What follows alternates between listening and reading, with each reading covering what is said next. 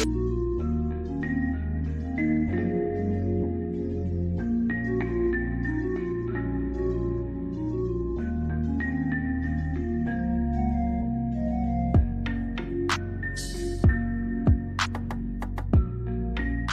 everyone, welcome to ASR, African Stories Realized.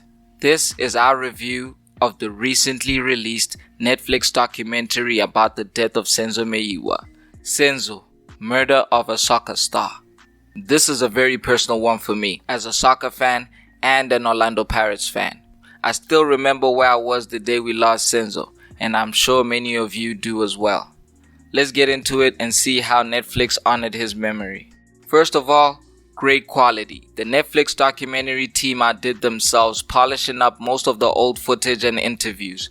I've never seen footage from almost 10 years ago look this clean. The documentary opens up with Robert Marawa's recollection of Senzo's final game and the country's reaction to his passing. I personally watched that game on TV, and I have to agree with Robert Marawa that he had the game of his life under the heavy rain and floodlights that night.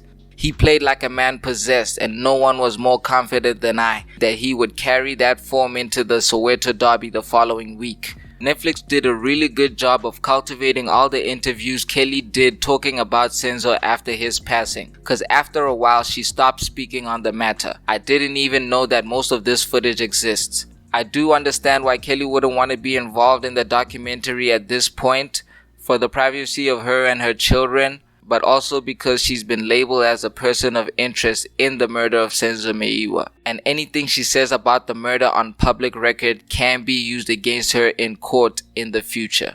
So she's simply avoiding self-incriminating herself during an ongoing investigation, even if she is not guilty. Kelly's entire family and Chico Twala's son are also absent from the documentary. On the other hand, Senzo's brothers, mother, and other family members are in the documentary speaking their piece, but I think the most surprising inclusion for me was Senzo's friend, Khumalo, who was in the house with him when he died. I've never heard him publicly speak on the matter, so I was very interested to hear what he had to say after staying silent for almost a decade. Khumalo is introduced to us as Senzo's best friend, and I was surprised that after staying silent for all this time, he did not really share any new information and simply reinforced the story we've been fed this entire time. Netflix were also able to get former law enforcement officers who helped shed light on the case and the crime scene. Something that was disappointing for me to hear, and what we often hear in South African crime stories, is that the crime scene was disturbed and evidence was tampered with. Law enforcement has to be more responsible and take more accountability for all these corrupted crime scenes and tampered evidence. The most interesting bit of the first part of the documentary was when Senzo's brother, who's always been well spoken in the media, challenged Khumalo's account of the events that happened that night, and even went as far as claiming that Khumalo may be implicit in Senzo's death or covering it up.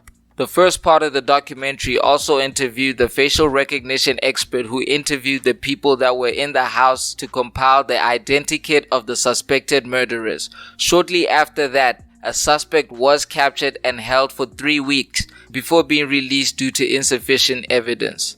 The man was also interviewed by Netflix for the documentary and spoke of the trauma he suffered because of this ordeal. He is currently suing the police for wrongful arrest and is seeking damages of 17 million. This man who was wrongfully arrested was apparently known to Kelly Khumalo and her mother as someone who occasionally washed Senzo's car. Khumalo also alleges that it was Kelly and her mother who identified this man and never notified the police that they knew who he was and wasn't the one who committed the crime. They allowed the police to hold an innocent man for murder. At this point, the documentary is beginning to put Kelly and her family under the microscope. The facial recognition expert alleges that Kelly had a negative attitude and body language during their interview and suggested that she suspected that something was fishy. She was very careful not to accuse Kelly of anything and just said that she felt that something was wrong and that the way she was behaving was not normal. But then again, if I have to play devil's advocate, when you lose a loved one, what is normal?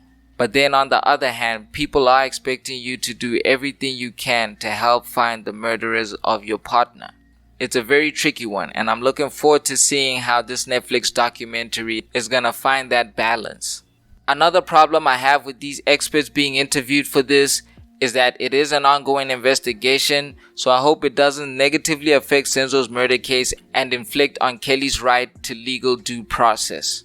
One of the first officers at the scene claimed that only one cell phone was stolen, despite the suspects allegedly asking for all the cell phones. They only escaped with Kelly's cell phone. First part of the documentary ends when they allege that Kelly's neighbors heard commotion next door and alerted the neighborhood with a whistle. Allegedly, Kelly's son was left traumatized by the incident and may have witnessed something, but Kelly declined when asked if the child could be interviewed, saying it would be too traumatic for him. Whether or not the boy did witness something, I don't think that's too weird for a mother to protect her child in that way. We have to remember at the time the child was very young, and once anyone gives information to the police, they will have to do so in court as well. And I think that's too much to put on a child that age. And that being said, let me check out part 2 because it started very objective, but now it appears that the burden of proof is shifting towards Kelly and her family. This is ASR. Stay tuned for our review of the second part of Netflix's Senzo, Murder of a Soccer Star.